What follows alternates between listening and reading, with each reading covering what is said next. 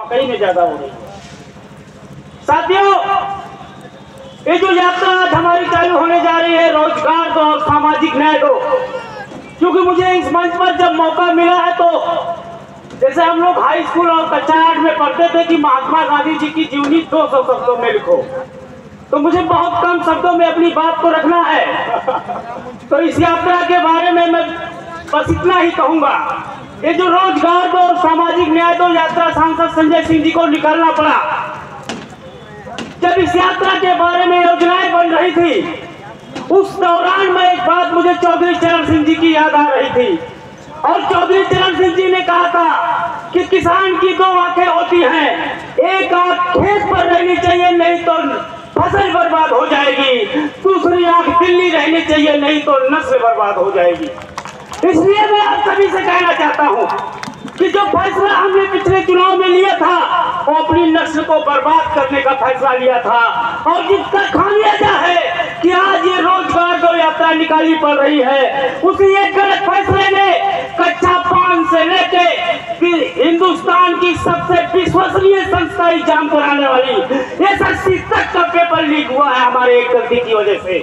उसे एक गलती की वजह से हमारे शिक्षा मित्रों को लखनऊ के सड़कों पर सर मुड़वाना पड़ रहा है। उसे हमारी एक गलत फैसले की वजह से हमारे आशा बहुओं को लखनऊ की सड़कों पर लाठियां खानी पड़ रही है।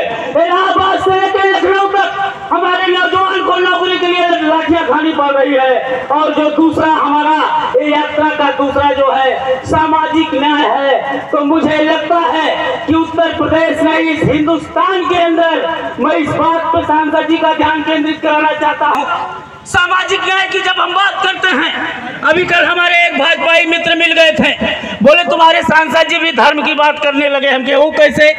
बोले बताओ अयोध्या से प्रयागराज यात्रा निकाल रहे हैं। हम के महोदय एक बात आप ध्यान से सुनिएगा, एक होता है अनपढ़ और एक होता है कम पढ़ा लिखा। तो जो कम पढ़ा लिखा व्यक्ति होता है उसको हमारे यहाँ कुपड़ बोला जाता है, और आप लोग उस कुपड़ों की गैंग से हैं, जो कुपड़ों की गैंग गोबर से चाय बनाने की हमें सलाह देती है। आप उस कुपड़ों की गैंग से हैं, जो कुपड़ों की गैंग हमें नाली से गैस बनाने की सलाह देती है। आप उस कुपड़ों की गैंग से हैं जो कहते हैं पकौड़ा तल के नौजवानों को रोजगार मिल जाएगा।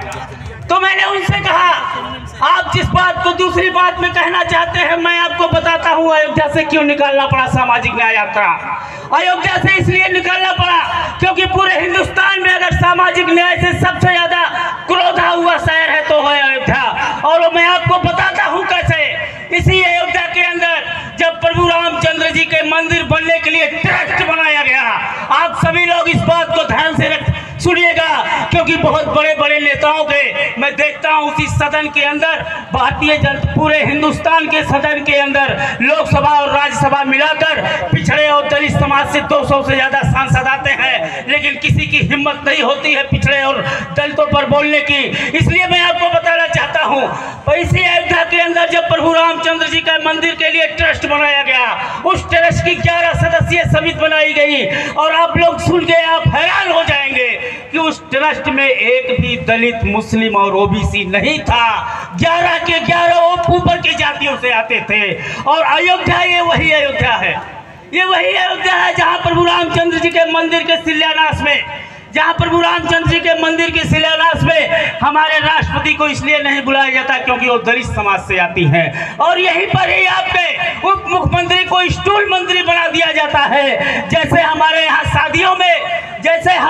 शादियों में बारातियों के साथ दूल्हे को टेंट के बाहर बैठाया जाता है, ड्राइवर को, उसी तरह से यहाँ केशव प्रसाद मौर्य जी को टेंट के बाहर बैठा दिया गया था स्टूल पर। इसलिए मैं आप लोगों से कहना चाहता हूँ, ये जो यात्रा है रोजगार दो सामाजिक न्याय दो, ये यात्रा सिर्फ सांसद संजय सिंह की यात्रा नहीं है।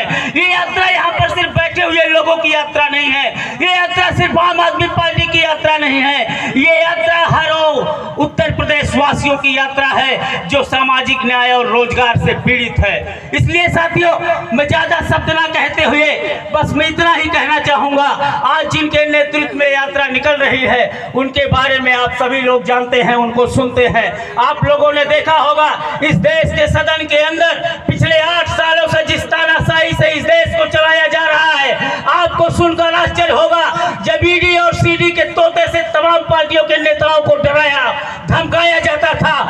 वक्त आपके नेता सांसद संजय सिंह सदन में खड़े होकर नरेंद्र मोदी और अमित शाह के सामने खड़े होकर आंखों में आंखें डालकर नारा लगाने का काम करते हैं। मोदी अडानी भाई भाई, देश बेच के खाई मलाई, और खामियाजा ये होता है कि उनको जेल के सलाखों के अंदर डाल दिया जाता है। जब जेल के सलाखों के अंदर डाल दिया जाता है, लेकिन उसके बाद भी सांसद जी छूट के आते हैं। हमारे तमाम कार्यकर्ता उत्तर प्रदेश से दिल्ली जाते थे प्रदर्शन करने के लिए। हम लोगों ने बहुत सारी लड़ाइयाँ लड़ी, और वो लड़ाई हम तभी लड़ पाते हैं क्योंकि पिछले 8 सालों से हमने लड़ना सीखा है, अपने नेता से डरना नहीं सीखा है। रख हौसला और मंजर भी आएगा, रख हौसला और मंजर भी आएगा, प्यासे के पास चलकर समुंदर भी आएगा। थक हार के ना बैठे मंजिल के मुसाफिर, मंजिल भी मिलेगी और मिलने का मजा भी आएगा। बहुत बहुत धन्यवाद, बहुत बहुत आभार। बहुत बहुत धन्यवाद भाई विनय पटेल जी। मैं इसी कड़ी में चाहूंगा कि कानपुर के हमारे पूर्व अध्यक्ष, कानपुर विश्वविद्यालय के पूर्व अध्यक्ष आदरणीय श्री राजेश सिंह जी एडवोकेट हमारे बीच में उपलब्ध है। मैं चाहूंगा कि वो आए और 2 मिनट में अपना संबोधन रखें। आदरणीय श्री राजेश सिंह जी, तब तक नारा लगाइएगा, संजय भैया संघर्ष करो, हम तुम्हारे साथ। दोनों हाथ उठा के, संजय भैया संघर्ष करो, हम तुम्हारे साथ। संजय भैया संघर्ष करो, हम तुम्हारे साथ। हमारी लड़ाई जिंदाबाद, जिंदाबाद जिंदाबाद, सामाजिक न्याय जिंदाबाद। जिंदाबाद। आदरणीय श्री राजेश सिंह जी।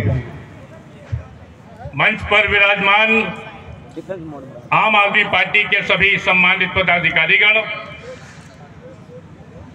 यहाँ उपस्थित मेरे परम आदरणीय पिता तुल और मेरे राजनीतिक और सामाजिक गुरु रघु ठाकुर जी, में आज सबसे लोकप्रिय वक्ता और सबसे ईमानदार नेता आदरणीय संजय सिंह जी,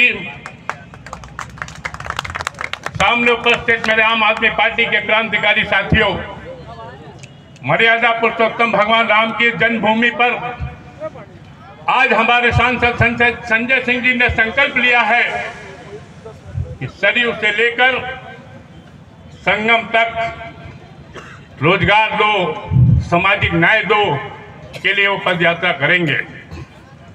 आज मैं आप लोगों को बताना चाहता हूं कि एक गुरु के लिए वो सबसे खुशी का पल होता है जब उनका शिष्य उनके आदर्शों पर चलते हुए उनका नाम पूरे हिंदुस्तान में रोशन करता है।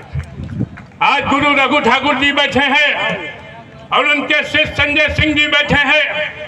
हिंदुस्तान में रघु ठाकुर से बड़ा ईमानदार नेता कोई पैदा नहीं हुआ, ये आप लोग अच्छी तरह जानते हैं। और संजय सिंह जी ने उनके आदर्शों पर चलते हुए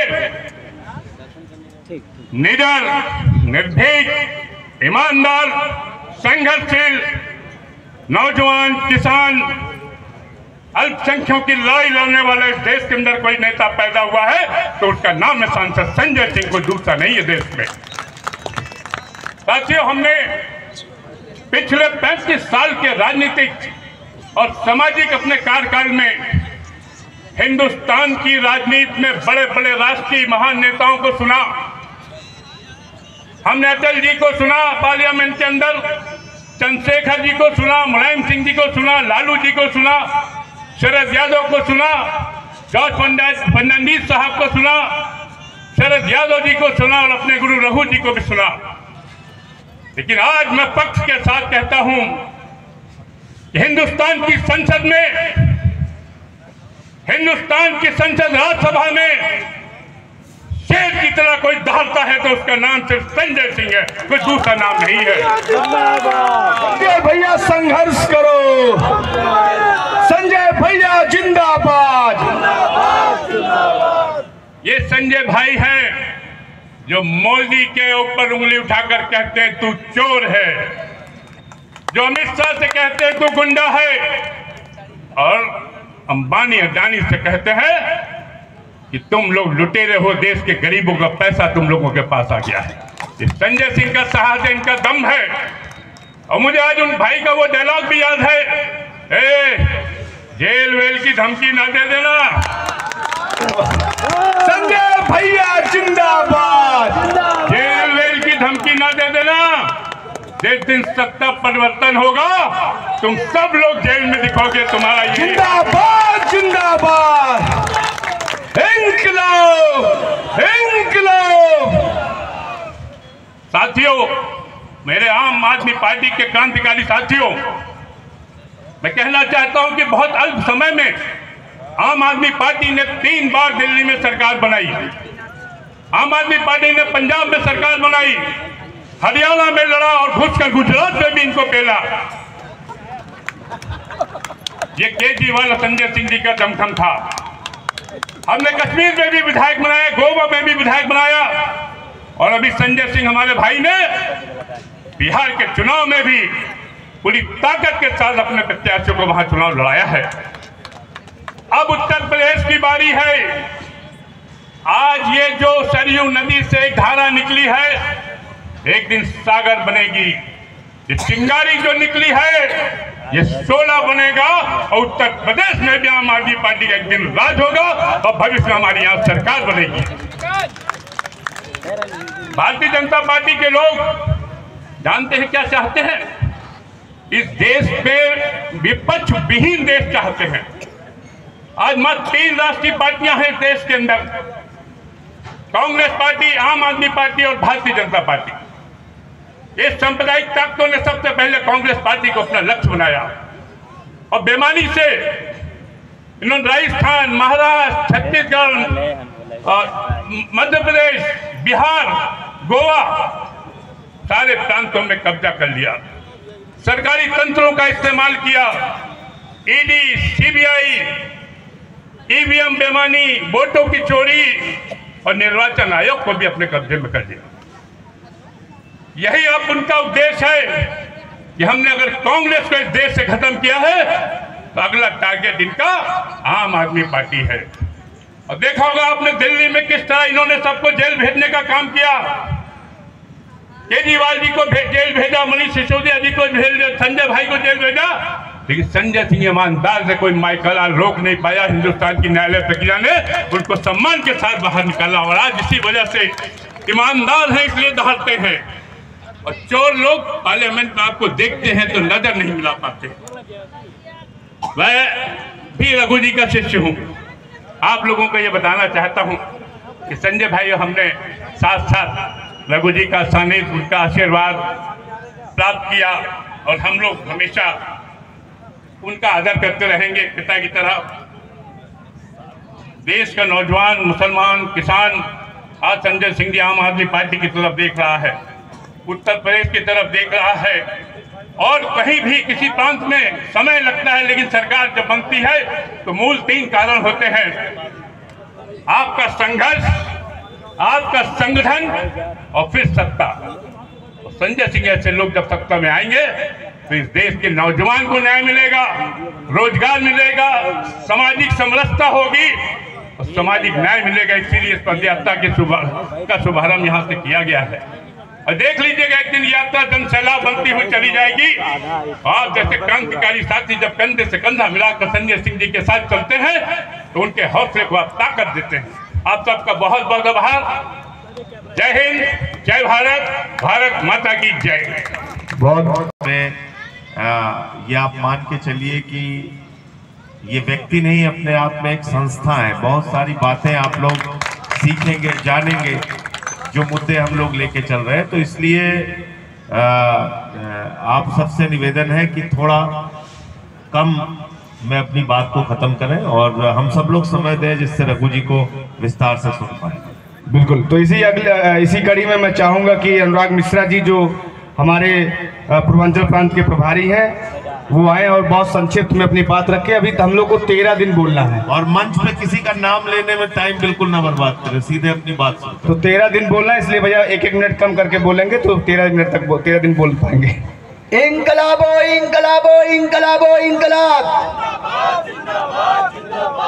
इंकलाबो इंकलाबो इंकलाबो इंकलाब, जिंदाबाद जिंदाबाद जिंदाबाद जिंदाबाद, इंकलाबो इंकलाबो इंकलाबो इंकलाब, जिंदाबाद जिंदाबाद जिंदाबाद जिंदाबाद। ऐसे इंकलाब नहीं आएगा, बहुत पीछे तक आवाज आनी चाहिए। भारत माता की जय, भारत माता गोविंदो खड़े काके लागू पाए, बलिहारी गुरु आपने गोविंद दियो बजाए। ऐसे समय में जब राजनीति का ककहरा सिखाने वाले हमारे गुरु मौजूद हों और गुरु के भी गुरु मौजूद हों, इससे सुखद संयोग में आप दोनों के चरणों में अपना शीश झुकाते हुए, आपके आदेश का पालन करते हुए, बस न तो मैं रोजगार की बात करूंगा, न सामाजिक न्याय की बात करूंगा, क्योंकि वो सब हमारे अगले वक्ता सब लोगों ने बोल दिया है। केवल एक अपील साथियों आपसे करने के लिए आया हूं। मैं भी अपने घर से जब निकला हूं तो अपनी 2 बेटियों को और छोटे से बच्चे को, बाल गोपाल को, जो 2 साल का बाल गोपाल है, उसको छोड़ करके निकला हूं। केवल इसलिए निकला हूं, मैं जानता हूं आप सबके परिवार में तमाम समस्याएं होंगी, तमाम उलझनें होंगी, तमाम तरह की दिक्कतें होंगी। हमारी जो बहनें आई हैं, इनके भी घरों में बहुत सारी समस्याएं होंगी, लेकिन आज जिस झंडे को बुलंद करने के लिए सांसद संजय सिंह निकले हैं, एक शेर निकला हुआ है, उसके हौसले को साथियों कम मत होने देना, उसके हौसले को कम मत होने देना। आज यहाँ हाथ खड़े करके कसम खा लो कि ये 12 दिन हम अपने घर की समस्याओं को कहीं घर पर छोड़ करके इस देश की समस्या के लिए, इस देश के बदलाव के लिए, उत्तर प्रदेश के बदलाव के लिए, भारत के बदलाव के लिए और इस तानाशाह सरकार को उखाड़ने के लिए अपना पूरा समय सांसद संजय सिंह के साथ लगाएंगे। ये संकल्प लेने के लिए मैं चाहूंगा कि आप सब अपना हाथ उठाइए, आप सब अपना हाथ उठाइए, आज सब हाथ उठाइए, संकल्प लीजिए, क्योंकि संजय सिंह से ज्यादा कीमती समय हमारा और आपका नहीं है, हमारा आपका समय नहीं है। अगर वो अपना समय 12 दिन देने के लिए तैयार है तो हम सब भी अपना 12 दिन का समय कैसे भी निकाल करके इस यात्रा में लगाएं और इस यात्रा को ऐतिहासिक बनाएं, सफल बनाएं। ये ऐसी यात्रा हो जो 2027 में योगी के पांव उखाड़ करके उन्हें फेंकने का काम करे। रघुकुल का रक्त चुनौती पर जब रणमध्य खोलने लगता है तो फिर महाकाल भी सम्मुख हो, उससे भी लड़ना पड़ता है। इसलिए मैं कहना चाहता हूं कि जो एक समय वो था जब भगवान राम ने रावण का संहार किया था, आज फिर आपको उसी रघुवंशी कुल का एक पुत्र मिला है जो इस सरयू की धरती से इस यात्रा को लेकर के निकला है और रावण रूपी मोदी और योगी को उखाड़ करके फेंकने का काम करने के लिए आया है। इसलिए मैं आप सबसे अपील करता हूं कि आप सब इस यात्रा में पूरे 12 दिन लग करके इसे सफल बनाए। जय हिंद, जय आम आदमी, भारत माता की जय। भाई अंसार भाई जो हमारे चेयरमैन है रामपुर से, इन दोनों साथियों का इस कार्यक्रम में हार्दिक अभिनंदन और स्वागत है। जो अगले साथी भाई गगन जायसवाल जी, जहां एक कार्यक्रम चल रहा है इससे 1 किलोमीटर दूर सानवा गांव है, जिस पूरे गांव को इस सरकार ने सरकारी तंत्र के जरिए प्राइवेट बिल्डरों के सहारे पूरे गांव की जमीन को गलत तरीके से अधिग्रहण कर रही है। बहुत सारे पीड़ित साथी यहाँ मौजूद हैं, उसी में से भाई गगन जायसवाल जी है। मैं इनसे चाहूंगा 2-3 मिनट में अपनी बात संक्षेप में अपनी पूरी बात, संक्षेप में जो मुख्य बिंदु है उस पर अपनी बात रखें। धन्यवाद। आज इस सामाजिक न्याय की यात्रा जो भगवान प्रभु श्री राम के इस पावन धरा से मान्यवर आप प्रारंभ कर रहे हैं, मैं अयोध्यावासी गगन जायसवाल अपने साथियों के साथ आया हूं और इस निरंकुश सरकार से घनघोर रूप से हम लोग पीड़ित हैं। मान्यवर, आपको हम अवगत कराना चाह रहे हैं कि यहाँ से 1 किलोमीटर दूर हम लोग की बहुमूल्य जमीनें हैं। हम लोग किसान हैं, हम लोग किसानी करते हैं, फसल उगाते हैं, उसी से हमारा जीवन यापन होता है। जमीन हमारी माँ है, जमीन से ही हमारा सब कुछ है मान्यवर, और उस जमीन को ये सरकार हम लोगों से जबरन छीन रही है। और किस लिए छीन रही है? कोई जनहित का मुद्दा नहीं है मान्यवर, सिर्फ अपने उद्योगपति मित्रों को बेचने के लिए जमीन छीन रही है और घनघोर लाभ कमाने के लिए जमीन छीन रही है। उस जमीन का जो मुआवजा हम लोग को मान्यवर दिया जा रहा है मात्र 5 लाख रुपया बिस्वा, सिर्फ 5 लाख रुपया बिस्वा में हम लोग से जबरिया जमीन छीन कर और होटल उद्योगपतियों को 1 करोड़ 80 लाख रुपया बिस्वा के रेट से बेचा जा रहा है मान्यवर। 1 करोड़ 80 लाख रुपया बिस्वा, 1.5 करोड़ रुपया बिस्वा, इस रेट से ये उत्तर प्रदेश सरकार की आवास विकास परिषद संस्था वहां पे जमीन बेच रही है और हमसे जबरदस्ती जमीन छीन के हमको 5 लाख रुपया में जमीन देने को मजबूर कर रही है। इसी उत्तर प्रदेश में एक माफिया होता था अतीक अहमद, उसके बारे में लोग ऐसा बताते हैं कि वो कहता था ये जमीन कल तक तुम्हारी थी, आज से हमारी है, पैसा भी हम वही देंगे जो हम चाहेंगे। इस सरकार का भी वही यहाँ पे मान्यवर है कि जमीन तो हमारी है, रेट भी वो लगा रहे हैं और जबरदस्ती छीन भी रहे हैं हमसे। और यहाँ के जनप्रतिनिधि जो लोकल जनप्रतिनिधि है वो धृतराष्ट्र बन के बैठे हुए हैं। हम लोग हर दरवाजे गए मान्यवर, कहीं हमारी सुनवाई नहीं हुई, किसी ने हमारी आवाज नहीं उठाई। आपने सामाजिक न्याय की यात्रा शुरू की है, हम लोग आपके पास भी आए हैं, आपको ज्ञापन भी देना चाहते हैं मान्यवर, अपनी पीड़ा आपके पास कहना चाहते हैं कि हम लोग को इस नाजायज, इस गैर कानूनी अधिग्रहण से बचाइए। ये अधिग्रहण पूरी तरह से गैर कानूनी भी है, कानून के किसी प्रावधान का पालन नहीं किया जा रहा है। हम लोग न्यायालय भी गए मान्यवर, लेकिन हाई कोर्ट और सुप्रीम कोर्ट की लड़ाई बहुत महंगी है। हम गरीब किसान कहां से लड़ पाएंगे? हम लोग आपके पास अपनी गुहार लेके आए हैं मान्यवर कि जो है, और आपको एक बात से और अवगत कराएंगे, जो जमीन हमारी 5 लाख रुपया में छीन रहे मान्यवर, उसी गांव में श्री राम जन्मभूमि ट्रस्ट ने 48 लाख रुपया बिस्वा में जमीन खरीदी है। अगर राम जन्मभूमि ट्रस्ट 48 लाख रुपया बिस्वा में वहां जमीन खरीद रही है तो इसका मतलब वहां का वाजिब रेट 48 लाख रुपया बिस्वा है, हमको भी उस वही रेट चाहिए, नहीं तो हम लोग जमीन नहीं देंगे। लोढ़ा 1 करोड़ 80 लाख में बेच रहा है। जी मान्यवर, लोढ़ा 2 करोड़ रुपया उसी का हमारे गांव से लगा हुआ लोढ़ा के मान्यवर आपको बताए, कोई भी अपनी आदमी जमीन लोढ़ा के अलावा किसी को बेच नहीं सकता। लोढ़ा भी 4 लाख रुपया मजबूर करके खरीद रहा है, 1 करोड़ 80 लाख से 2 करोड़ रुपया बिस्वा में बेच रहा है। आवास विकास परिषद 1.5 करोड़ रुपया बिस्वा बेच रही है। विकास के नाम पर हम लोग की जमीनों को लूटा जा रहा है, ये डकैती डाल रही है। ये कैसा विकास का मॉडल है इस सरकार का कि गरीब किसानों को लूट कर कौन सी विकास की गंगा बहा रहे हैं? वहां महाराष्ट्र से, गुजरात से, तमिलनाडु से, राजस्थान से इनके मित्र लोग आके यहाँ जमीन खरीद रहे हैं, होटल बनाएंगे। हम लोग रोजगार करने कहाँ जाएंगे? वो कह रहे हैं आइए अपना भविष्य बनाइए। हमारे भविष्य क्या, हमारे बच्चों का भविष्य क्या होगा? आपने रोजगार दिया नहीं, आपने नौकरी दी नहीं, आपने हमको कुछ दिया नहीं, और जो हमारे बाप दादा बना के वो आप छीन लेंगे। किसने आपको अधिकार दे दिया है? कोई सब नहीं है मान्यवर इन लोग के अंदर। ये लोग, लेकिन इनको हम लोग जवाब देंगे। हम लोग आपके साथ कंधे से कंधा मिला के चलेंगे, लेकिन आप हमारी आवाज उठाइए मान्यवर, आप हमारी आवाज अपनी लड़ाई में उठाइए, संसद में उठाइए। किसी ने हमारी बात नहीं सुनी। हम लोग बहुत उम्मीद लगा के आपके पास आए हैं। हम लोगों से आपकी आवाज उठाएंगे, हम लोग का घर द्वार सब छीन लिए हैं मान्यवर। बिल्कुल उठाएंगे। हम लोग आपको ज्ञापन देना चाहते हैं मान्यवर। योगी सरकार मुर्दाबाद। निश्चित तौर पे आपकी आवाज को बुलंद किया जाएगा माननीय सांसद संजय सिंह जी के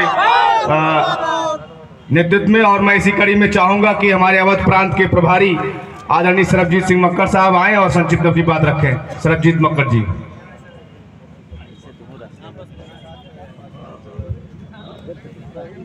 माननीय मंच, मेरे उपस्थित भाई बहनों, आप सबका स्वागत है। इतने ओजस्वी वक्ताओं के बाद मेरा कुछ ज्यादा कहना रह नहीं गया, लेकिन जैसे मान केंद्र सरकार और प्रदेश सरकार इन 2 मुद्दों को प्रमुखता से लेके पावर में आई, और जब इनसे मांगो अब हमको रोजगार दो, सामाजिक न्याय दो, ये क्या कहते हैं? अरे भाई इतने शहरों के नाम बदल तो दिए, इतने दंगे करा तो दिए, इतने बुलडोजर चला तो दिए, अब और क्या सामाजिक न्याय चाहिए भाई? और रोजगार क्या चाहिए तुमको? 2 करोड़ नौकरियों का वादा किया था, पूछिए कितनी दी हैं?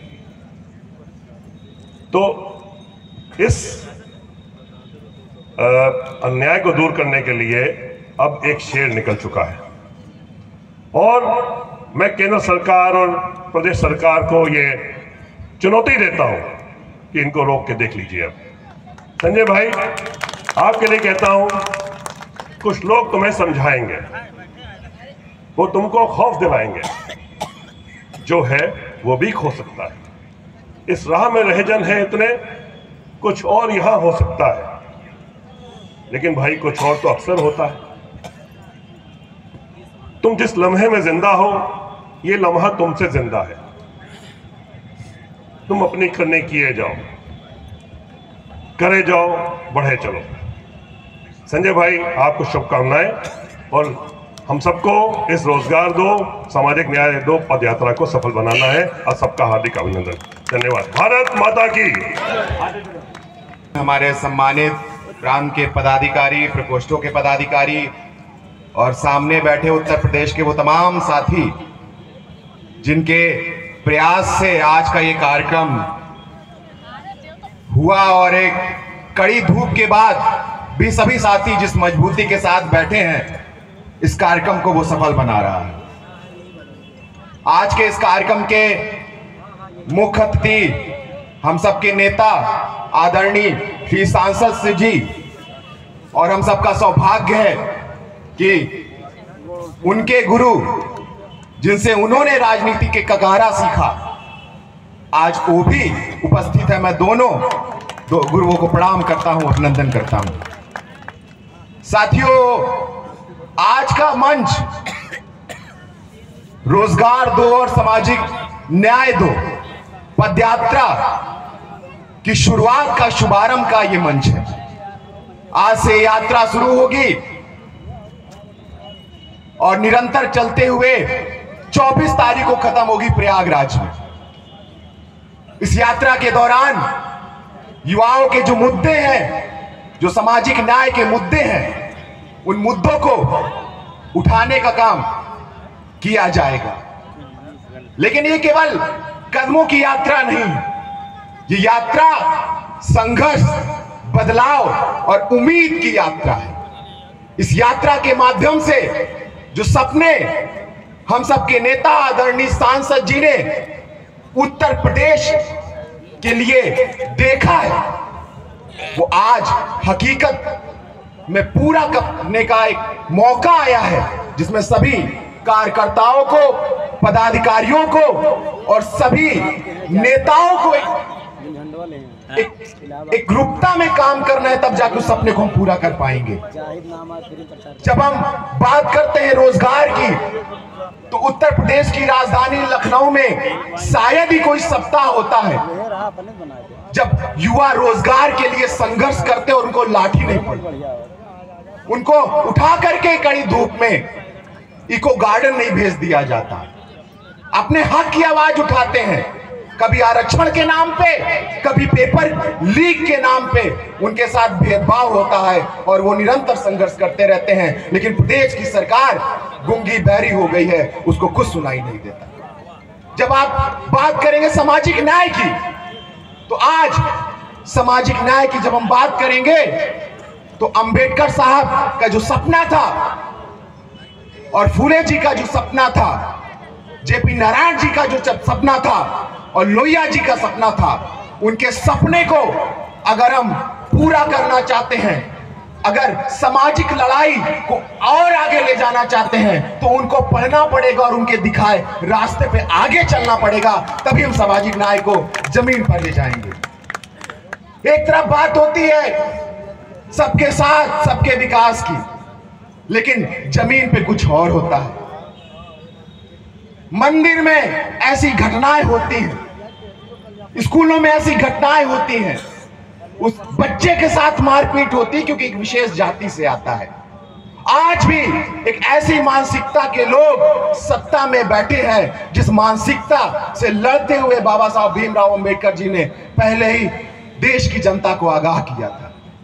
एक विशेष मानसिकता के लोग, कपिल वाजपेयी जी, संघ की मानसिकता के लोग आज देश की सत्ता में और प्रदेश की सत्ता में, वो उस मानसिकता के लोग हैं जो महिलाओं को उपभोग की वस्तु समझते हैं।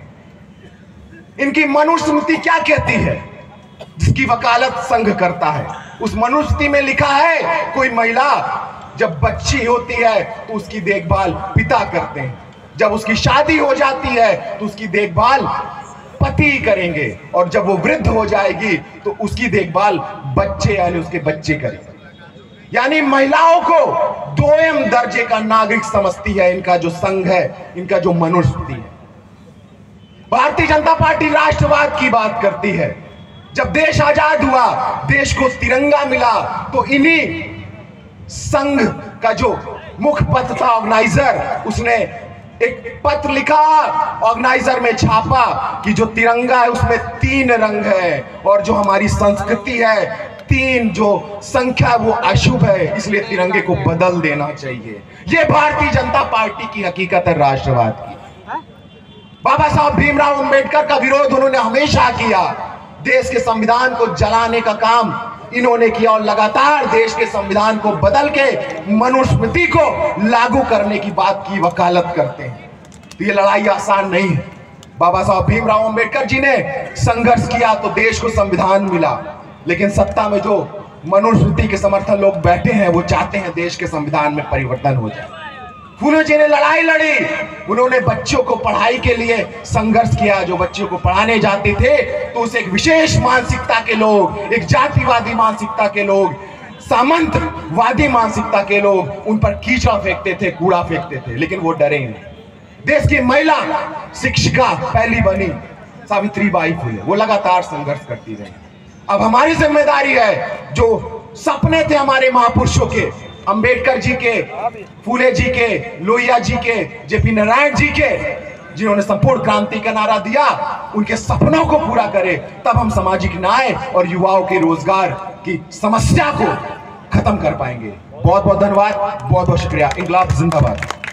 जहां जिनके नेतृत्व में इस यात्रा का आगाज हुआ है, मेजबानी जो कर रहे हैं आदरणीय अनिल प्रजापति जी को चाहूंगा कि संक्षिप्त में अपनी बात रखें। अनिल प्रजापति जी। साथियों, आज हम एक ऐसे मुद्दे की आवाज उठाने के लिए यहाँ आए हैं जो नौजवानों की, हर गरीब की, हर मेहनत कश के नौजवान के दिल की पुकार है। रोजगार दो, सामाजिक न्याय दो।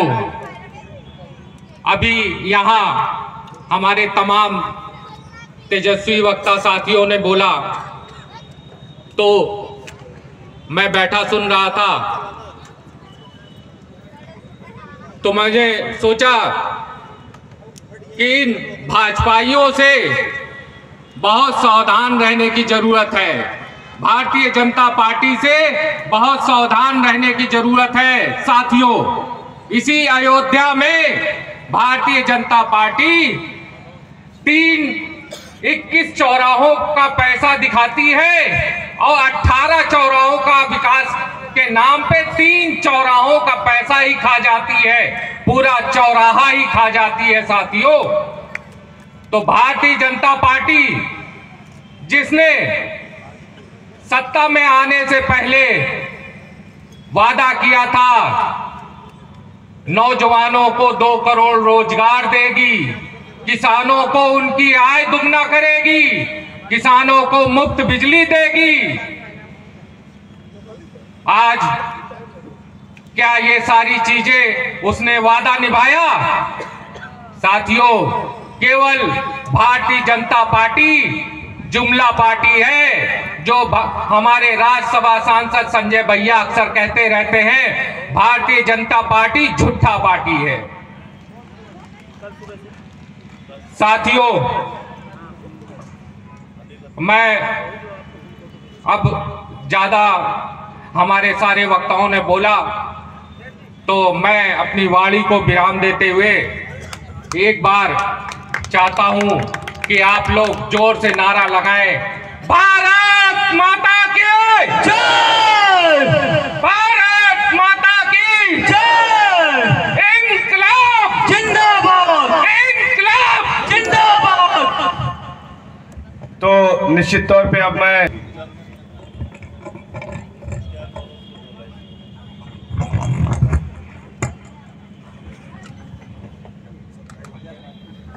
रोजगार दो, सामाजिक न्याय दो के इस सभा में हम सबके मार्गदर्शक और गुरु, जिनको समय समय पर हम लोगों को शिक्षा मिलती है, देश के महान समाजवादी चिंतक आदरणीय रघु ठाकुर जी, जिनके नेतृत्व में ये पदयात्रा है, सड़क से लेकर संसद तक गरीब मजलूमों की आवाज को बुलंद करने वाले सांसद आदरणीय संजय सिंह जी का, आप सबकी तरफ से आदरणीय रघु ठाकुर जी का, आदरणीय संजय सिंह जी का हम हार्दिक अभिनंदन और स्वागत करते हैं।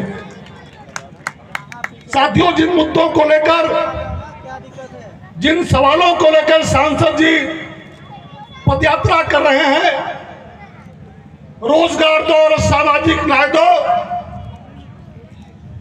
मैं उत्तर प्रदेश के नौजवानों से कहना चाहूंगा, रोजगार मांगने पर जिस उत्तर प्रदेश में आप पर लाठियां पड़ती है, उत्तर प्रदेश में नौकरियों के पेपर लीक होते हैं, ऐसी सरकार तो उत्तर प्रदेश में बदलना चाहते हो तो आपको अपना इतिहास याद करना होगा, क्योंकि सिर्फ लाठी खाने से काम नहीं चलेगा।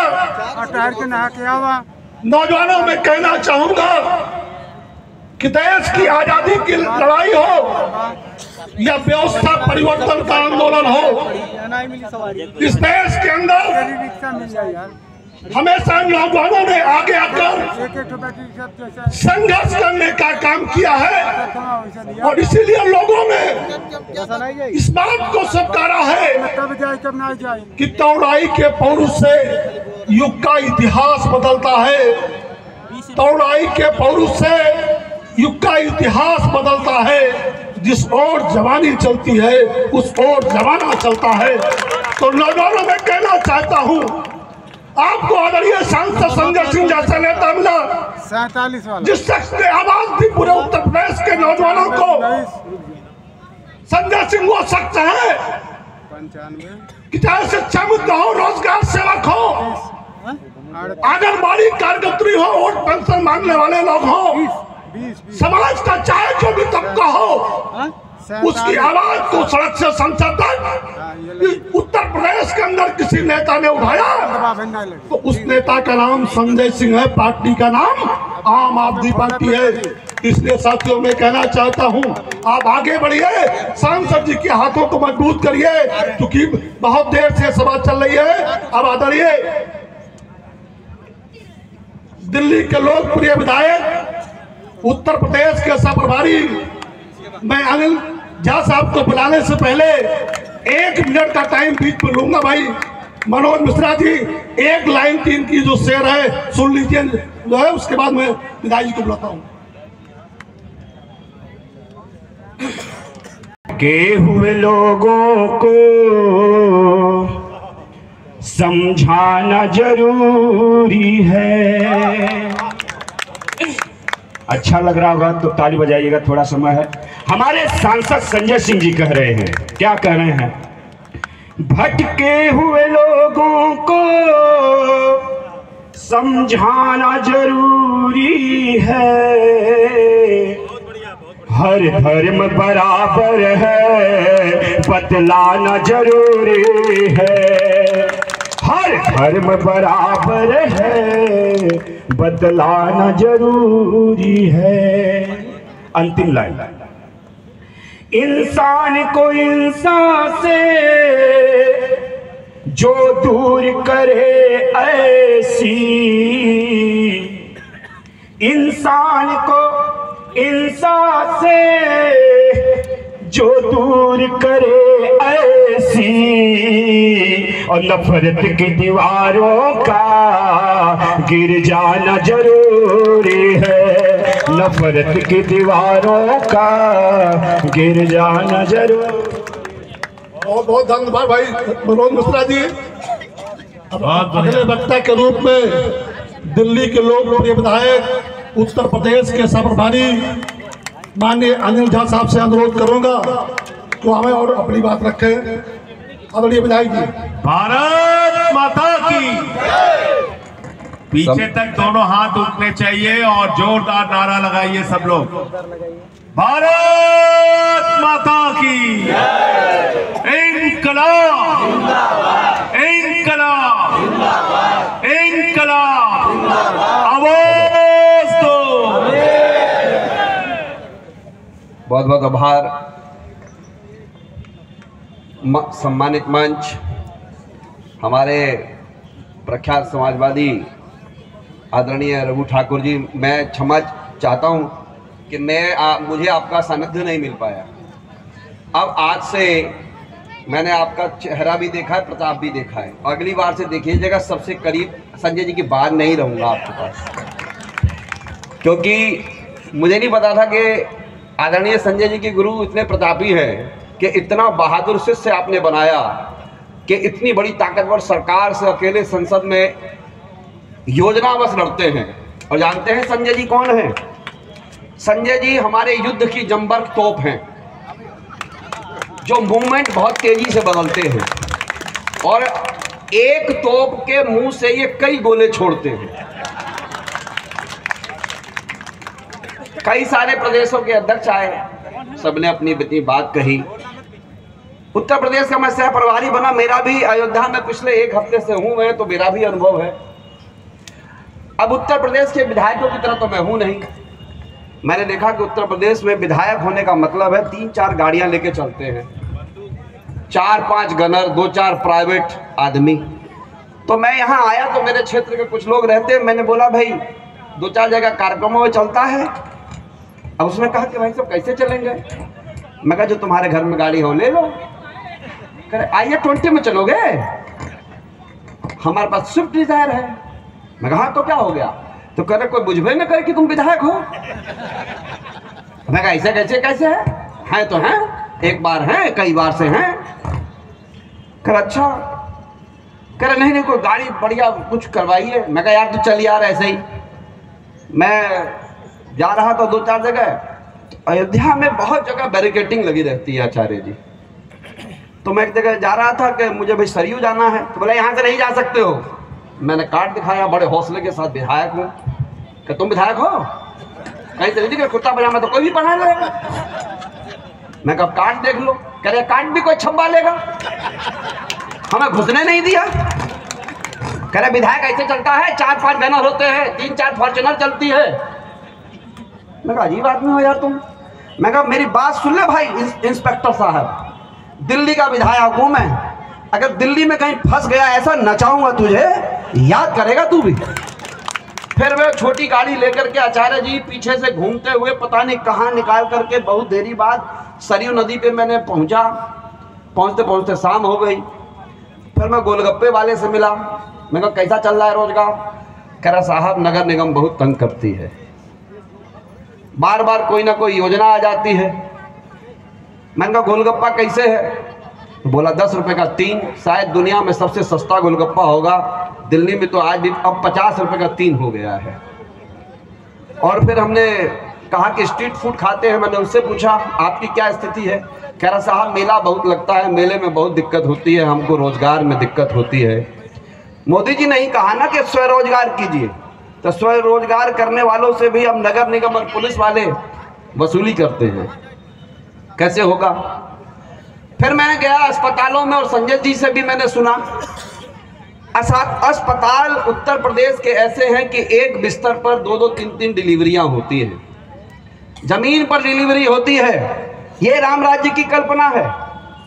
राम राज्य की कल्पना में राजा इतने प्रतापी होते थे कि वर्षा भी सोच समझकर टाइम पर आती थी कि फसल ठीक समय पर हो जाए। मैंने देखा पिछली बार सुल्तानपुर में आया, बेमौसम की बारिश हो गई, सारा चावल धान जो भी था इस सीजन का सब पलटा पलटी हो गया, सब किसान परेशान थे।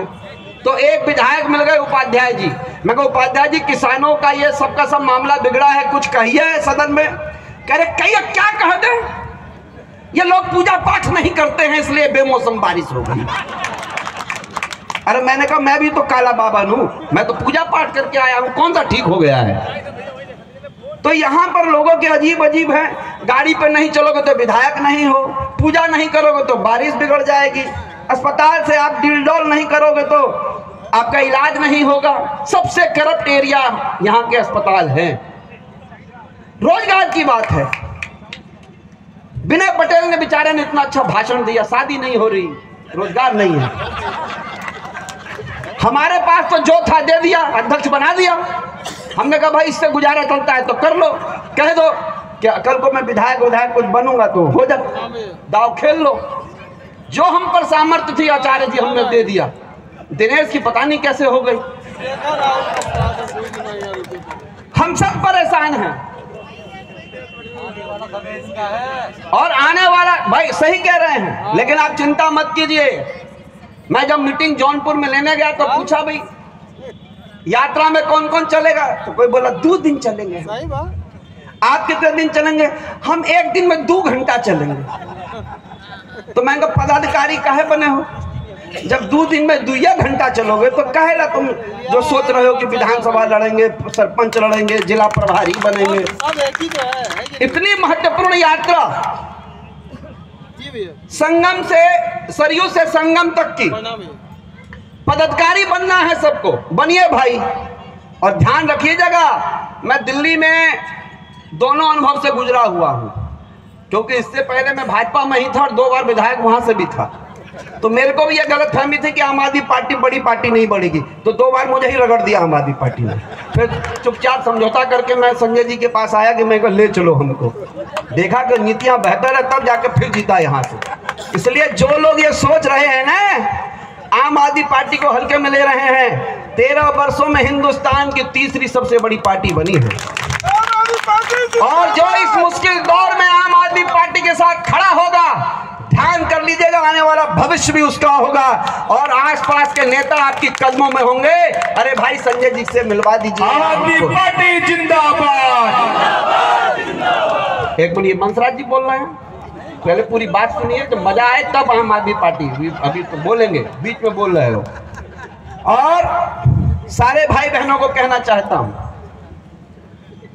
मैं दिल्ली में था, गेट नंबर 3 पर बम ब्लास्ट हो गया 1 पर,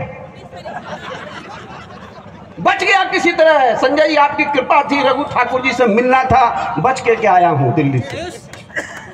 3 नंबर गेट पर था मैं, बम ब्लास्ट उधर हुआ। मैं कहा हे ईश्वर, ऑपरेशन सिंदूर समाप्त नहीं हुआ।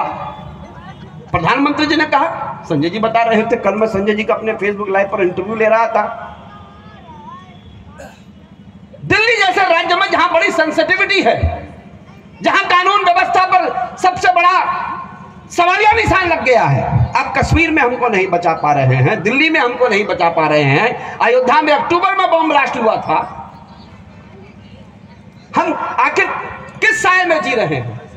विनय जी कह रहे थे कि अगर हमको क्रांति करनी है तो किसान की एक नजर खेत पे होनी चाहिए, दूसरी नजर दिल्ली पे होनी चाहिए। अब भैया एक नजर खेत पे होती है, दूसरी नजर गाय और भैंस पर होती है, घुस न जाए। वो भी ऐसा ही है, जो उगाया है खा जाएगी। हमने कहा भी गौ हत्या पर आप बहुत बोल रहे थे, प्रतिबंध लगा दीजिए। तो गौ हत्या पर प्रतिबंध पर जोशीमठ के शंकराचार्य जी ने कहा कि इस हिंदुस्तान में 2 मंत्री हुए, मुख्तार अब्बास नकवी और किरण रिजिजू। मुख्तार अब्बास नकवी ने कहा कि गौ हत्या पर प्रतिबंध होना चाहिए, अगर जो गौ हत्या करता है उसको सजा होनी चाहिए। आज मुख्तार अब्बास नकवी हिंदुस्तान की राजनीति से गायब कर दिए गए, और जो कहता था मैं गौमांस बड़े इंटरेस्ट के साथ खाता हूं, बड़े स्वाद के साथ खाता हूं, वो किरण रिजिजू मोदी जी के पीछे बैठ के पार्लियामेंट में दिखता है, वो मंत्री है, गृह मंत्री है। ये डबल स्टैंडर्ड है, क्योंकि मैं वहीं था, मुझे भी यही सब सिखाया जाता था, ऐसे ऐसे बोलो। मैं बार बार संजय जी से माफी मांगता हूं, संजय जी माफ कर देना, मैंने तो अनजाने में जो सिखाया बोलता गया उस समय, तो मेरा ज्ञान के चक्षु खुले तो मैं आ गया। गोवा में काउ स्लॉटरिंग होती है, केरल में काउ स्लॉटरिंग है, उसके ऊपर कोई कानून नहीं है। इसलिए मैं आम आदमी पार्टी पार्टी के लोगों को कहना चाहता हूं जो यहां पर हैं, आप मुश्किलों के साथी हैं, आप उस मुश्किल दौर में हमारे साथ हैं, लेकिन ध्यान कर लेना, मैं बार बार बोलता हूं, मैं भी जात का काला पंडित हूं जो इस बार खड़ा होगा, आगे बढ़ेगा और बनेगा भी। हमारे यहां सारे वंचितों को, सारे पिछड़ों को, माइनॉरिटीज के लोगों को एकत्र करके राम राज्य की कल्पना की जा रही है। अभी संजय जी और हमारे थे यात्रा करते हुए, कई लड़के नारे लगाने लग गए, जय श्री राम, जय श्री। मैंने कहा जय श्री राम तो हम भी बोलते हैं, आप हमसे सर्टिफिकेट लेना चाहते हैं क्या? भगवान राम का ट्रेड आपने ले लिया है? भगवान श्री राम का कॉन्ट्रैक्ट आपके पास है? ये भगवान श्री राम की भूमि है, ये अंबेडकर की भी भूमि है, ये अहिल्याबाई फुले की भूमि है, और ये समरसता के साथ ये आंदोलन आगे बढ़ रहा है। मैं आप सबसे निवेदन कर रहा हूं, जो बुद्धिस्ट हैं, जो दलित हैं, जो अगड़ा है, पिछड़ा है, जो भी हैं, आप समय निकालिए संजय जी के साथ। जो इस यात्रा को सफल आप बनाएंगे तो ये मील का पत्थर साबित होगी। इसके बाद अलग अलग प्रांतों में 8 यात्राएं निकलनी है। सारे हिंदू, मुस्लिम, सिख, ईसाई से कहना चाहता हूं, आप लोग आइए, अपना वक्त दीजिए, हमें आपके वक्त की कीमत चाहिए। संजय जी से कल मैंने बोला, संजय जी पैसे कैसे हो रहे हैं, धन कैसे आ रहा है? चुप हो गए। जानते होंगे एक अकेला व्यक्ति इतने बड़े प्रदेश का प्रभारी कैसे तो कार्यकर्ताओं को मैनेज करना है, कैसे धन को मैनेज करना है, कैसे व्यवस्थाओं को मैनेज करना है। ये संजय सिंह है, अकेले में एक अपने आप में ऑर्गेनाइजेशन है, और अरविंद केजरीवाल जी ने उनको आपके पास भेजा है। ध्यान कर लेना, संजय सिंह एक मेरिकल लीडर है, हम सबको साथ देना है। मेरे को हाथ उठा के बताओ, इस यात्रा में कौन कौन मदद करेगा? हाथ खड़ा करो, फोटो खींचो भाई, वीडियो बनाओ, कौन कौन हाथ खड़ा करके। ऐसे कितने लोग हैं जो 14 दिन में कम से कम 4-5 दिन अपना हिस्सा देंगे? पक्की बात है, पक्की बात है। बोलो भारत माता की, भारत माता की इनकलाब, इनकलाब, इनकलाब। बहुत बहुत शुक्रिया।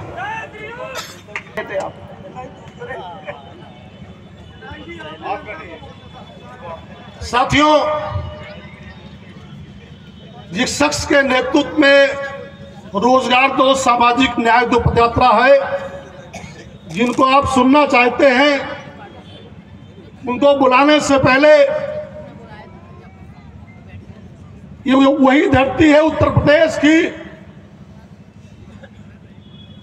दलितों और पिछड़ों के अधिकार और हक को लेकर सांसद जी ने आवाज उठाई तो एक दिन में संजय सिंह के खिलाफ 14 मुकदमा कायम हुआ था। इस सरकार ने जो जुल्म की इंतहा की थी, उन सबको सांसद जी ने झेला। लेकिन मैं उनको बुलाने से पहले इस सरकार से कहना चाहूंगा कि जुल्मी कब तक जुल्म करेगा? सत्ता के हथियारों से जर्रा जर्रा गूंजेगा, परिवर्तन के नारों से, परिवर्तन के नारों से। मैं आदरणीय सांसद जी को, हम सबके नेता आदरणीय सांसद जी को हम बुलाना चाहते हैं।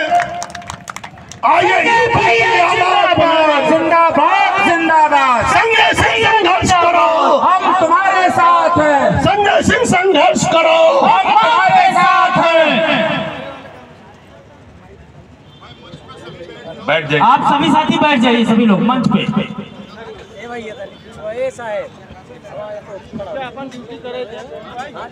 एक बार जोरदार नारा लगाएंगे पीछे तक, भारत माता की। मंच पे आसीन मेरे राजनीतिक गुरु और जिनके चरणों में बैठकर मैंने राजनीति का कहरा सीखा,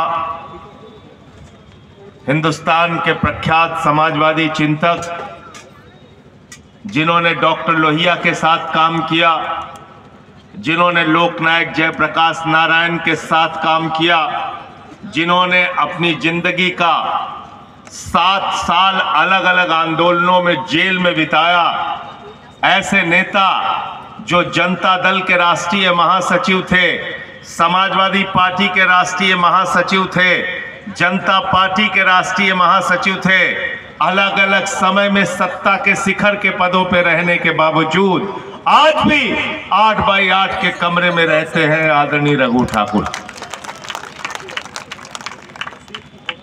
मंच पे आसीन दिल्ली के हमारे विधायक, उत्तर प्रदेश के सह प्रभारी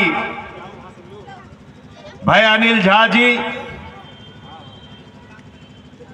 इस प्रांत के अध्यक्ष भाई विनय पटेल जी, और इस पूरे अभियान को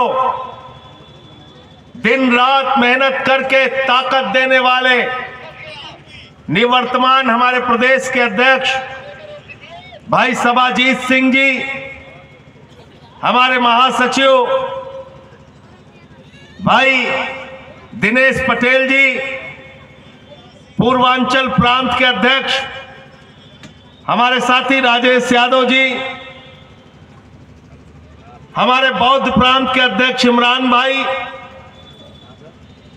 हमारे काशी प्रांत के अध्यक्ष पवन तिवारी जी, हमारे बीच में मौजूद अयोध्या प्रांत के हमारे मक्कर साहब जो प्रभारी हैं, और हमारे पूर्वांचल प्रांत के प्रभारी अनुराग मिश्रा जी। मैं हमारे फ्रंटल के जो अध्यक्ष हैं जनक प्रसाद जी तिरंगा शाखा के, ओबीसी के अध्यक्ष डॉक्टर छवि यादव जी, महिला शाखा के अध्यक्ष नीलम यादव जी, खेल प्रकोष्ठ के अध्यक्ष मीनाक्षी जी, और बिहार से हमारे बीच में चल के आए प्रदेश के अध्यक्ष राकेश यादव जी, प्रीतपाल जी जो ऑटो सेल के अध्यक्ष हैं, अंसार भाई, याकूब भाई जो हमारे चेयरमैन हैं नगर पालिकाओं के, महेंद्र भाई जो शिक्षक प्रकोष्ठ के अध्यक्ष हैं, वीएन खरे जी प्रदेश अध्यक्ष बौद्धिक प्रकोष्ठ के, हमारे इस जिले के अध्यक्ष, और इनके लिए तालियां बजा दीजिए अनिल प्रजापति जी, प्रभारी इस जिले के संजीव भाई, इमरान भाई, संबल शाही, केशव जी बिहार से आए हुए हैं, अभिनव राय जी वहां के सह प्रभारी हैं बिहार के। मैं सबका हृदय से आभारी हूं, अभिनंदन करता हूं सबका। रजत चौरसिया जी हमारे साथी, अंकित परियार जी, प्रिंस सोनी जी हमारे प्रवक्ता उत्तर प्रदेश के, और किसी का नाम मैं अगर भूल रहा हूं तो मैं माफी चाहता हूं। मेरी जिम्मेदारी है सबके। बंसराज दुबे जी जो कार्यक्रम का संचालन कर रहे हैं, उनके लिए भी जोरदार तालियां बजा दीजिए। आज बहुत तैयारी करके उन्होंने कार्यक्रम का संचालन किया। अंजनी मिश्रा जी हमारे सम प्रकोष्ठ के अध्यक्ष,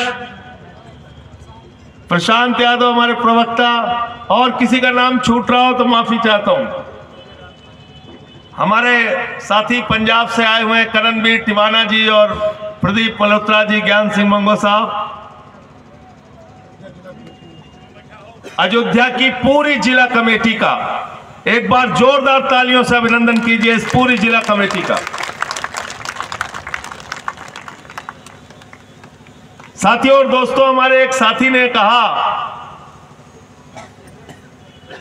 कि संजय सिंह का परिवार, मुझे लगता है कि इससे ज्यादा सुंदर शब्द हम सब लोगों के लिए कुछ नहीं हो सकता। हम परिवार हैं। और मैंने हमेशा पार्टी को, संगठन को परिवार की तरह चलाया। हमारे बीच में प्रदेश के उपाध्यक्ष बिहार के बीपी सिंह जी,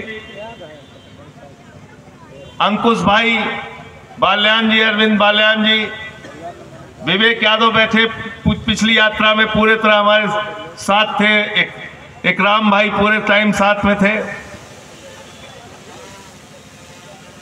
विजय उपाध्याय जी, अभिषेक जी और हमारे साथी पांडे जी, सुनील जी, बी सिंह जी, सभी हमारे जिलाध्यक्ष साथी, सुरेश जी सुल्तानपुर के जिलाध्यक्ष, सबका मैं अभिनंदन करता हूं। आज मैं ज्यादा नहीं बोलूंगा। मुझसे लोग कहते हैं कि संजय सिंह जी आप बहुत अच्छा बोलते हैं, बहुत बड़े वक्ता हैं, तो आपको कभी बोलने में परेशानी होती है? तो मैं कहता हूं कि मुझे एक समय में परेशानी होती है जब रघु जी मंच पे होते हैं। हरदयाल जी हमारे ललितपुर के जिलाध्यक्ष, पल्लवी, साथियों सुबह से कई बार हम लोगों से पूछा गया अयोध्या से यात्रा क्यों शुरू कर रहे हैं, अयोध्या से क्यों यात्रा शुरू कर रहे हैं। मैं कई बार जवाब दे चुका, आपको भी कहना चाहता हूं, अगर हम राम राज्य के सपने को सच करना चाहते हैं तो राम राज्य का मतलब है समान दृष्टि से सबके साथ न्याय। क्या उत्तर प्रदेश में समान दृष्टि के साथ न्याय हो रहा है?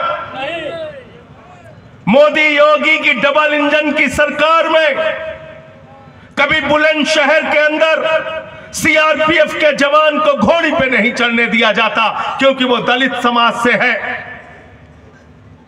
कभी काकोरी में पासी समाज के बुजुर्ग को पेशाब चटवाई जाती है, कभी मैनपुरी एटा में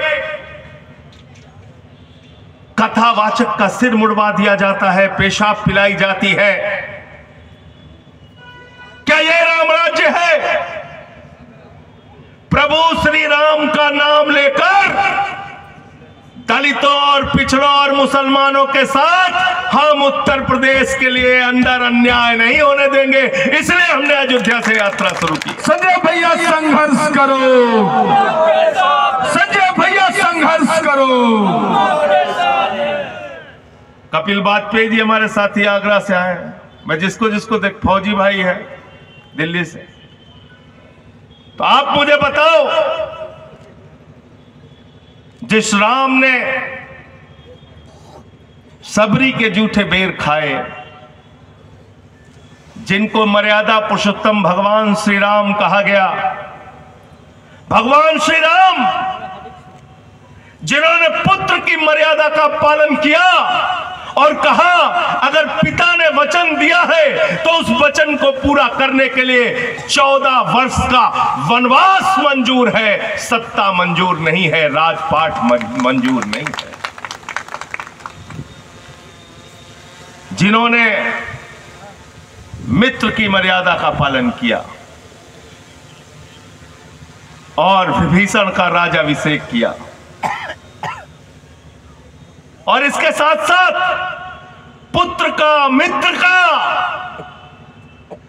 साथ ही साथ शत्रु की मर्यादा का भी पालन किया और कहा अगर तुम रावण को मुखाग्नि नहीं दोगे विभीषण तो मैं इनको मुखाग्नि दूंगा। ये थे राम। रामचरितमानस की चौपाई क्या कहती है? सब नर करहि परस्पर प्रीति, सारे लोग आपस में प्यार से रहें।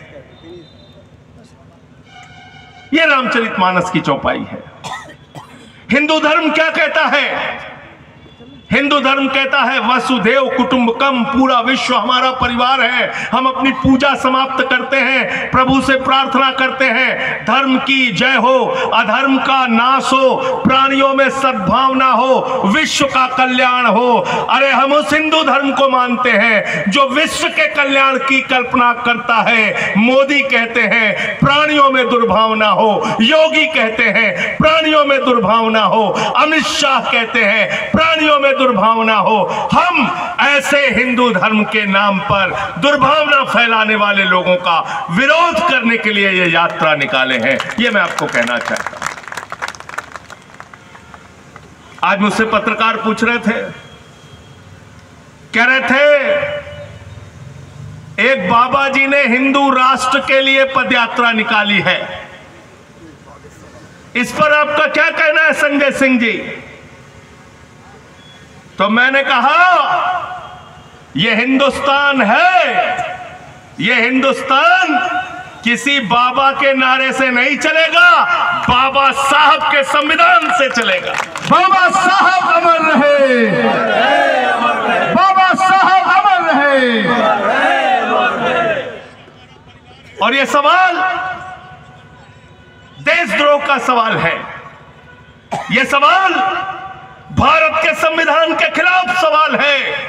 यह सवाल किसी मीडिया चैनल और किसी पत्रकार को भी नहीं पूछना चाहिए, क्योंकि देश के प्रधानमंत्री ने भारत के संविधान पर शपथ ली है, देश के गृह मंत्री ने भारत के संविधान पर शपथ ली है, संसद में बैठने वाले सारे सांसदों ने भारत के संविधान पर शपथ ली है, योगी आदित्यनाथ ने भारत के संविधान पर शपथ ली है। और उस संविधान में जो बाबा साहब ने लिखा है, उसमें लिखा है भारत एक धर्मनिरपेक्ष राष्ट्र है, इसलिए हम उसकी बात करेंगे और किसी की बात नहीं करेंगे। गलत तो नहीं कह रहा हूं? गलत तो नहीं कह रहा हूं?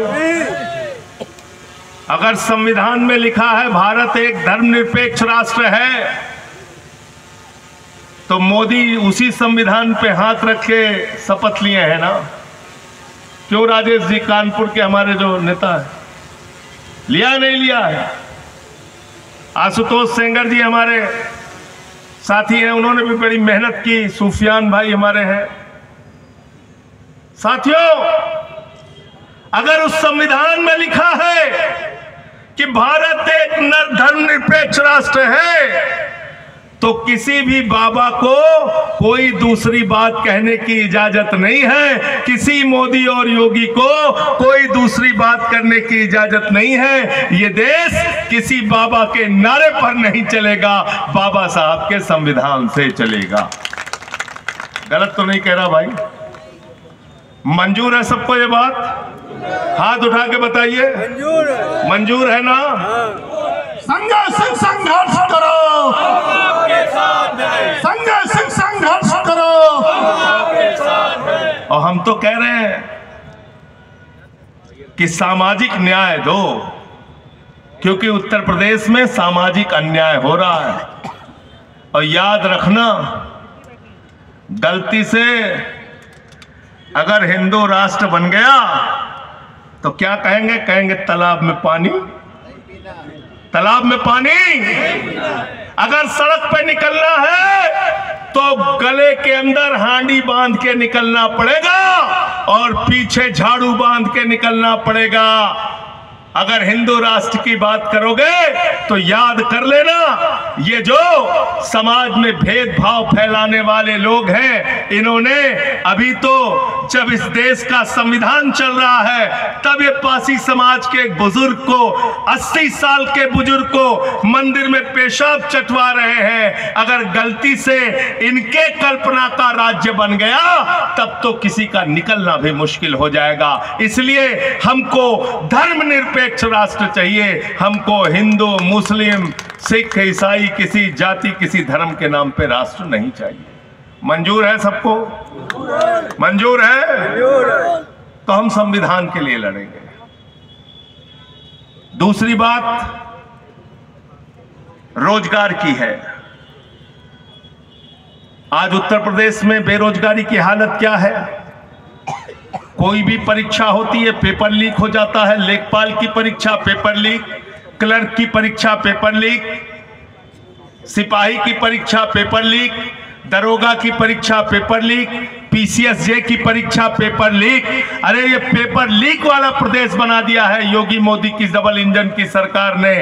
इसलिए जब नौजवान सड़कों पर उतरता है, उसको लाठियों से पीटा जाता है रोजगार मांगने पे। शिक्षा अनुदेशक बेरोजगार, आशा बहुएं बेरोजगार, शिक्षा मित्र बेरोजगार, बेरोजगार ही है जब उनको उनके मुताबिक वेतन नहीं दिया जा रहा, बेरोजगार ही है, उनकी बात नहीं सुनी जा रही, उनको लाठियों से पीटा जा रहा है। मोदी जी से कहिए तो वो कहते हैं उत्तर प्रदेश के नौजवानों चिंता मत करना, तुम्हारे लिए नौकरी मैं लेके आया हूं। नौजवानों ने पूछा क्या नौकरी लाए हैं मोदी जी? बोले बेटा गोबर से रोजगार दे देंगे तुमको।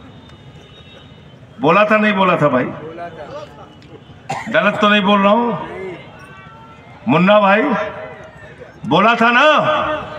क्या बोला था? गोबर से रोजगार दे देंगे। अभी बिहार में गए, बोले बिहार के नौजवानों चिंता मत करना, 8-8 घंटे बेटा रील बनाते रहो, रील से रोजगार ले लो। हमारा नौजवान रील से रोजगार पाएगा, गोबर से रोजगार पाएगा। और अमित शाह का बेटा जिसको बल्ला पकड़ना नहीं आता, वो आईसीसी का चेयरमैन बनके और पाकिस्तान से क्रिकेट कराएगा, हजारों करोड़ की कमाई करेगा। ये दोहरी व्यवस्था हम नहीं चाहते हैं। हम चाहते हैं उत्तर प्रदेश के नौजवानों को रोजगार दिया जाए। तो दूसरी लड़ाई हमारी इस बात को लेके है। रोजगार चाहिए कि नहीं चाहिए भाई? कृषि क्षेत्र में बेरोजगारी, सूक्ष्म लघु कुटीर उद्योग, बुनकर समाज, वहां पे बेरोजगारी। अब बातें बड़ी बड़ी करेंगे। हम कह रहे हैं नौकरी चाहिए, कह रहे हैं वंदे मातरम गाइए। हम कह रहे हैं भैया लाइट गई, 8-8 घंटे लाइट नहीं आती, मच्छर काटते बच्चों को, तो कहते वंदे मातरम गाइए। तो हमने कहा अरे सरकारी स्कूल तो बाबा जी आपने बंद कर दिया, वंदे मातरम कहां गए? तो कहते बेटा नमक रोटी खा लो बच्चे मिड डे मील में।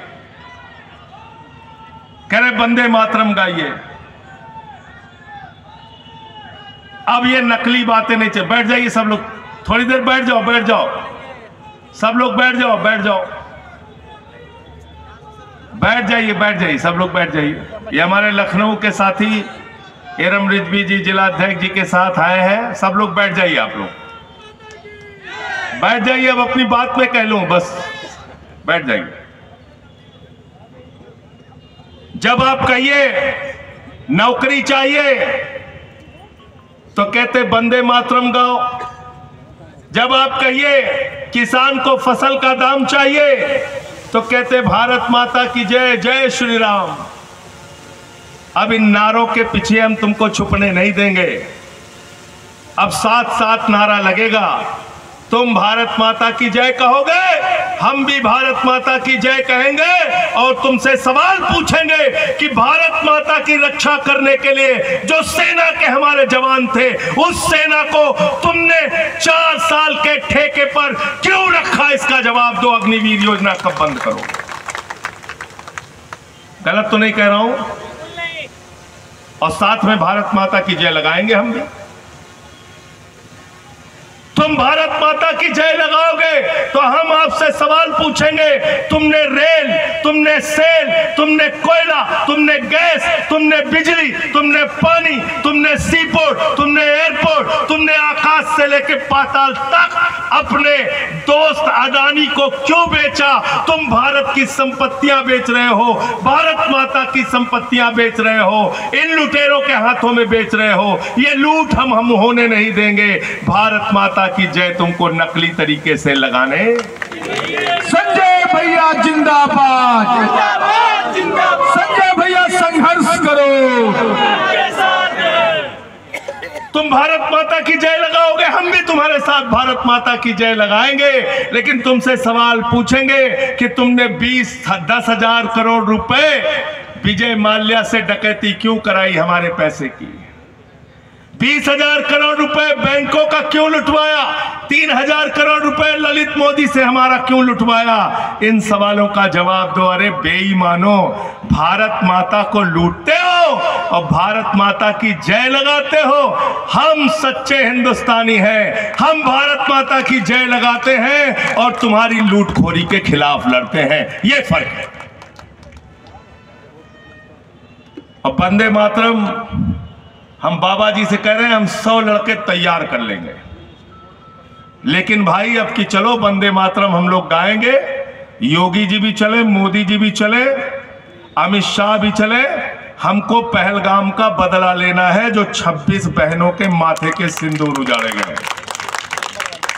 100 लोग तो मैं ले चलूंगा और वही वंदे मातरम गाएंगे। चलो, इन नारों के पीछे छिपने का काम करते हो, अपने गुनाहों को छिपाने का काम करते हो, अपने पापों को छिपाने का काम करते हो। यह व्यवस्था अब नहीं चलेगी। उत्तर प्रदेश में आम आदमी पार्टी ने शुरुआत कर दी है, अयोध्या नगरी से शुरुआत कर दी है। और यह पूछना बंद करो कि अयोध्या से क्यों शुरुआत की। अयोध्या किसी के बाप की नहीं है, अयोध्या हम सब की है। संजय भैया संघर्ष करो, संजय भैया जिंदाबाद, आम आदमी पार्टी जिंदाबाद। अभी तो ये शुरुआत है। ऐसी 8 पद यात्राएं अलग अलग जोन के अंदर होंगी और उस सब में आप लोगों को आह्वान करना है, इनको भागने मत देना, लुटेरों को रोजगार दो, सामाजिक न्याय। तैयार हो सब लोग? हाथ उठा के बताइए पीछे तक। तैयार है ना? तैयार है? तो अब मैं आपका ज्यादा समय नहीं लूंगा। जिनको सुनने के लिए आप सब लोग बैठे हैं, ध्यान से सुनिएगा भी, और कोई बात महत्वपूर्ण लगे तो उसको लिख भी लेना। हमारा पार्षद साथी मुकेश भी आया है दिल्ली से, राधे श्याम जी भी हैं जो चेयरमैन थे कमेटी के, जिनका नाम मैं नहीं ले पा रहा हूं, उनसे सबसे क्षमा चाहते हुए पूरे आदर और सम्मान के साथ हिंदुस्तान के प्रख्यात समाजवादी नेता डॉक्टर लोहिया से लेकर तमाम समाजवादी नेताओं के साथ जिन्होंने कंधे से कंधा मिलाकर काम किया, लोकतांत्रिक समाजवादी पार्टी के संरक्षक आदरणीय रघु ठाकुर जी को, जो मेरे राजनीतिक गुरु भी हैं, पूरे आदर और सम्मान के साथ मैं उनको आमंत्रित करता हूं। अपने अपने स्थानों पर खड़े होकर एक बार जोरदार तालियों से उनका स्वागत कीजिए। आदरणीय रघु ठाकुर जी। रघु ठाकुर जिंदाबाद, जिंदाबाद, जिंदाबाद। रघु ठाकुर जिंदाबाद, जिंदाबाद, जिंदाबाद। बैठिए बैठिए।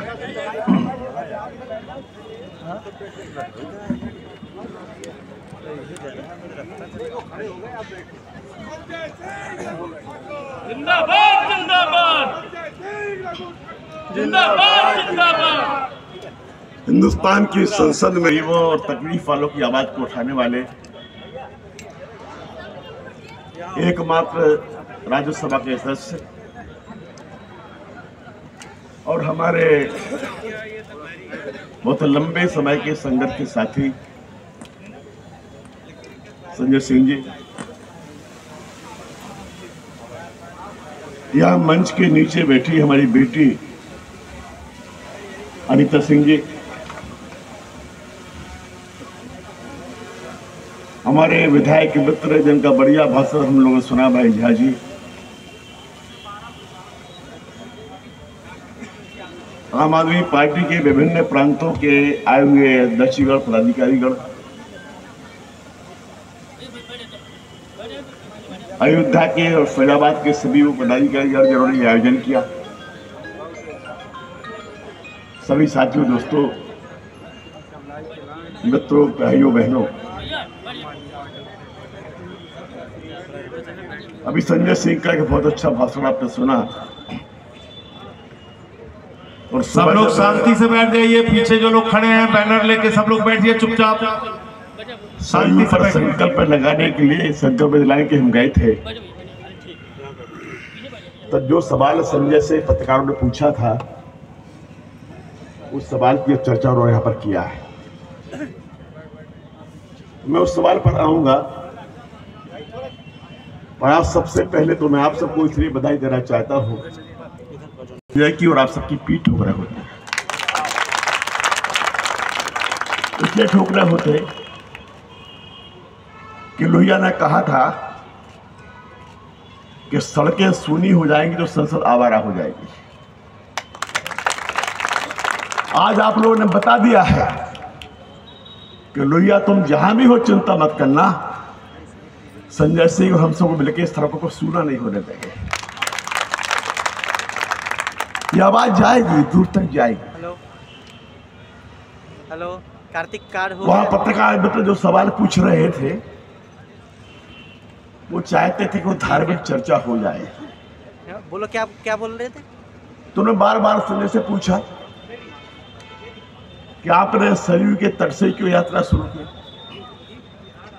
ठीक है, मैं HD में उसका उत्तर अभी संजय ने दिया है। डॉक्यूमेंट में भेज दें? सरयू से तट से इसलिए यात्रा शुरू की है ठीक है, ओके।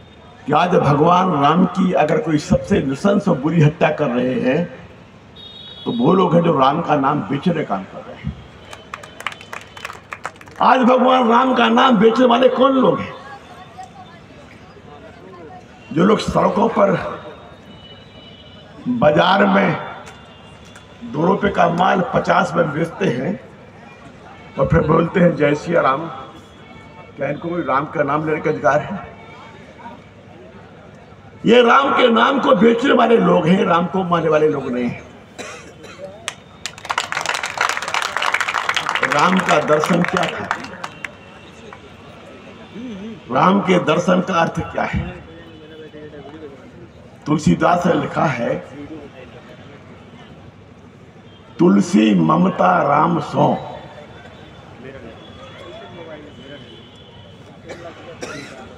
तुलसी ममता राम सो। एक ऐसी ममता जो सारी दुनिया को समान माने, वो है तुलसी ने कहा राम की ममता। तो राम ने सबसे पहले तो सारी दुनिया को एक ही खबर समझाया सिखाया है। राम ने इंसान इंसान के बीच का कोई भेदभाव नहीं बताया है। और इस राम की चर्चा हम लोग कर रहे हैं, वो राम एक लोकतांत्रिक राम थे। एक व्यक्ति ने उनकी पत्नी के ऊपर आक्षेप किया। राम तो राजा थे ना, पर राम ने उस एक व्यक्ति के, सामान्य से व्यक्ति के आक्षेप को भी स्वीकार करके अपने पत्नी को बर्बाद तक भेज दिया। इस फैसले पर बहस हो सकती है, इस फैसले से हम असहमत हो सकते हैं, परंतु ये लोकतंत्र की मर्यादा है कि कोई भी व्यक्ति अगर सत्ता के ऊपर उंगली उठाता है, आक्षेप लगाता है, तो सरकार को का सम्मान करना चाहिए, उसको उत्तर देना चाहिए।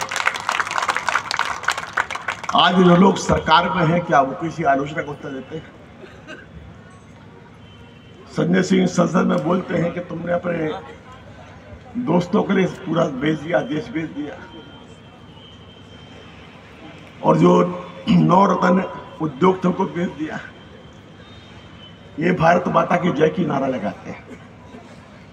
और एक बात बताइए, अगर कोई ऐसी संतान हो जो अपनी माँ के जेवरात को भेज दे, तो क्या वो संतान माँ की ईमानदार संतान है? नहीं है ना, बिल्कुल नहीं। हमारे देश के 9 उद्योग ऐसे थे जिनको 9 रत्न कहा गया, जिसका नाम अभी संजय सिंह ले रहे थे, भेल का, सेल का, वगैरह वगैरह। इनको खुद सरकार ने, संसद ने कहा कि हमारे 9 रत्न हैं, ये भारत माता के 9 रत्न हैं। और जो संतान, जो प्रधानमंत्री भारत माता के 9 जेवरों को बेच दे, इससे गद्दार संतान को सकता।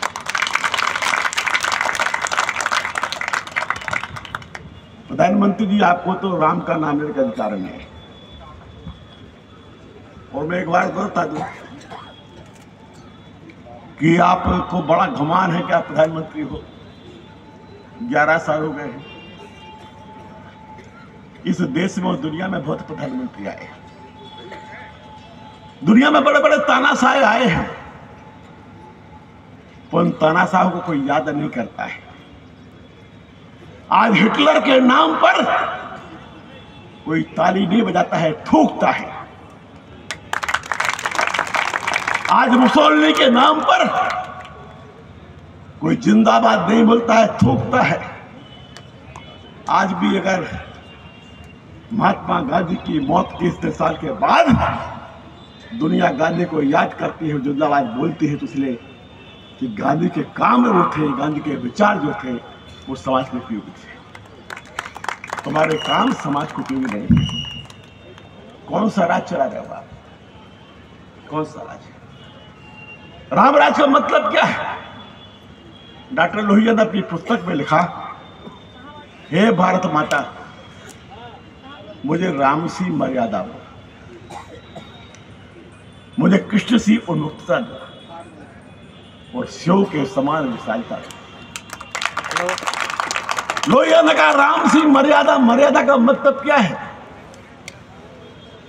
मर्यादा सरकार की भी होती है, मर्यादा समाज की भी होती है, सरकार भेज देते हैं ना, मर्यादा इंसान और व्यक्ति की भी होती है, कार्ड भेज देते हैं, मर्यादा परिवार की भी होती है। राम ने तमाम मर्यादाओं की सीमा रेखा खींची, उसे मर्यादा पुरुषोत्तम कहा है। और नरेंद्र मोदी जी, तुमने सारी मर्यादाओं को तोड़ा है। तुम अमर्यादा जावरण कहलाओगे, पुरुषोत्तम ने जानवर कहलाओगे। आपने संसद की मर्यादा तोड़ी, आपने सरकार की मर्यादा तोड़ी, आपने न्याय की मर्यादा तोड़ी, आपने मानवता की मर्यादा तोड़ी, आपने भाषा की मर्यादा तोड़ी। आज जिस भाषा का इस्तेमाल हिंदुस्तान का प्रधानमंत्री करता है, उस भाषा का इस्तेमाल कितनी बुरा हो, हमारे अयोध्या का पुलिस वाला भी नहीं करता होगा। आज जिस भाषा का इस्तेमाल प्रधानमंत्री अमित शाह करते हैं, उस भाषा का इस्तेमाल हमारे अयोध्या का सब्जी वाला भी नहीं करता होगा।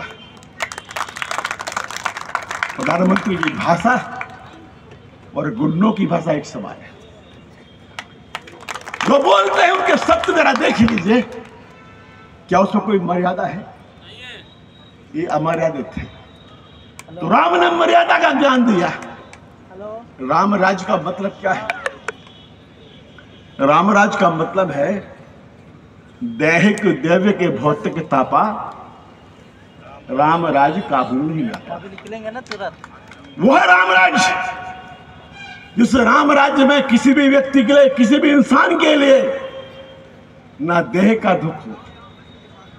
अभी झाजी अस्पताल का चक्कर रहती है, हमारे विधायक जी, अस्पताल की हालत क्या है? राजेश यादव जी अपने इलाके का बता रहे थे, छाया जी अपने इलाके का बता रहे थे। आज जरा बताइए कि आज कौन सा ऐसा व्यक्ति है जिसके लिए कोई देह के दुख ना हो? रामराज का मतलब है कि एक ऐसा राज्य जहां कोई दैविक विपत्ति ना आए, ना बाढ़ आए, न सूखा पड़े, न ओला गिरे। और जिस तुलसीदास ने राम के राम राज्य की चर्चा की है, उन्हीं तुलसीदास ने यह भी कहा है कि जब सत्ता में बैठा राजा चरित्रहीन हो जाता है तो बार बार अकाल पड़ता है। तो अगर आज विपत्तियां आ रही हैं, दैविक विपत्तियां, असमय बारिश हो रही है, तो ये कोई कथा का कारण नहीं है। अगर ओले गिर रहे हैं तो कथा कारण नहीं है, इसके कारण है कि राजा चरित्रहीन हो गया है।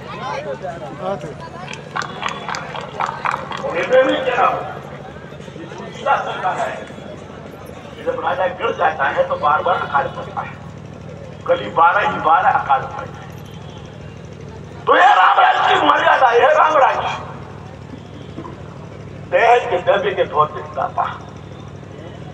आज हर इंसान के सामने गरीबी है, परेशानियां हैं। यहां मैं तो चर्चा की, और आज के जो सबसे बड़ा संकट है वो संकट यहाँ बेरोजगारी का है, उसके साथ साथ अभिषमता की भी बहुत बड़ा संकट है। आज कितनी भारी विफलता है। जब प्रधानमंत्री जी के 2 बच्चों की चर्चा और प्रधानमंत्री जी कुछ और भी बच्चे हैं। Thank you. आप सभी लोग ज़्यादा से ज़्यादा वीडियो में सपोर्ट करते रहें। जय हिंद, जय भारत। हिंदुस्तान के